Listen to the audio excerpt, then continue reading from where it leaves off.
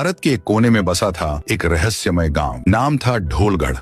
खूबसूरत पहाड़ियों से घिरा, हरियाली से लहलहाता यह गांव जितना शांत दिखता था, उसके पीछे उतने ही खौफनाक राज छुपे थे। गांव के लोग अक्सर कहते थे, अगर रात के ठीक 12 बजे ढोल की आवाज सुनाई दे तो बाहर मत निकलना। हर शाम होते ही लोग अपने दरवाजे बंद कर लेते, खिड़कियां जाम कर लेते और घरों में दुबक जाते, क्योंकि रात के 12 बजते ही गांव के आसमान में अचानक एक उड़ता हुआ ढोल दिखाई देता था। ढोल से एक बूढ़ा कंकाल जैसा आदमी प्रकट होता, बड़ी बड़ी आंखें, झुकी हुई पीठ और हाथ में वही पुराना ढोल। वह गलियों में घूमता, हर घर के सामने रुक ढोल बजाता। ढोल की आवाज सुनकर लोगों का खून जम जाता था। फिर एक रात एक मासूम बच्चा ढोल की आवाज सुनकर बाहर आ गया। जैसे ही वह ढोल के पास पहुंचा, ढोल की आवाज अचानक रुक गई। बूढ़ा उसे घूरने लगा और फिर ढोल दोबारा बजने लगा। अगली सुबह गांव के बीचों बीच उस बच्चे की लाश मिली। उसके पास वही ढोल अपने आप नाच रहा था। उस दिन के बाद से गांव में हर रात किसी न किसी घर के सामने ढोल बजता और जो भी उसके पास जाता गायब हो जाता। इसी गांव में रहते थे दोस्त राइस्टार और बेताल राज। दोनों किसान थे, दिन भर खेतों में मेहनत करते और शाम को घर लौटते। रस्टार हमेशा अपने दोस्त को समझाता, भाई अगर रात में ढोल की आवाज आए तो बाहर मत निकलना। बेताल राज सिर हिलाकर बात तो मान लेता, लेकिन उस रात कुछ अलग ही होने वाला था। रात के ठीक 12 बजे फिर से ढोल आसमान से उतरता है। गांव की गलियों में घूमता हुआ वह बेताल के घर के सामने पहुंचता है और जोर जोर से ढोल बजाना शुरू कर दिया। ढोल की आवाज इतनी खौफनाक थी कि गांव वालों के रोंगटे खड़े हो गए। बेताल घर के बाहर आया। वह डरते हुए बोला, तू कौन है? गांव वालों की नींद क्यों खराब कर रहा है? अगली सुबह बेताल की लाश घर के बाहर पड़ी थी। उसके पास वही ढोल खामोश बैठा हुआ। अब गांव की हालत और भी बुरी हो गई। हर रात कोई ना कोई गायब हो जाता। ढोल घर के दरवाजे तोड़कर अंदर हल जाता और लोगों को उनके बिस्तर से उठा लेता। उसके बाद वह लोग कभी नहीं दिखाई देते। रायस्टार डर के मारे गांव के सबसे बुजुर्ग बाबा के पास गया। बाबा, ये ढोल वाला भूत कौन है? क्या आप कुछ जानते हो? बूढ़े बाबा कांपते हुए बोले, 50 साल पहले गांव में एक लड़का रहता था। नाम था थुंग थुंग सहोर। उसे एक दिन बाग में एक ढोल पड़ा मिला। वो उसे घर ले आया और बजाने लगा। धीरे धीरे वह गांव की शादियों में बजाने लगा, खूब पैसा कमाया। लेकिन एक रात जब वह ढोल बजाते हुए गलियों में घूम रहा था, गांव वालों ने उसे घेर लिया और ताना मारते हुए कहा, रात को चैन से सोने नहीं देता, हर जगह शोर करता रहता है। थुंग थुंग यह बर्दाश्त नहीं कर पाया। उसी रात उसे हार्ट अटैक आया और मौत हो गई। उसका शरीर वहीं पड़ा रहा और पास में वह ढोल भी। तभी ढोल अपने जोर जोर से नाचने लगता है और थुंग थुंग की आत्मा उस ढोल में समा गई और अब वो वापस आया है बदला लेने। उस रात राइस्टार अपने घर में सो रहा था। रात के ठीक 12 बजे गांव में ढोल वापस आया और इस बार राइस्टार के दरवाजे पर बजाने लगता है। ढोल की आवाज तेज होती गई। दरवाजा एक झटके में टूट गया और ढोल घर के दरवाजे पर दस्तक देता है। 12 बजे के बाद अब किसी की जान नहीं बचती। अगर तुम दिल से हिम्मती हो तो लिखो, मैं तैयार हूँ। पार्ट 2 के कमेंट करें।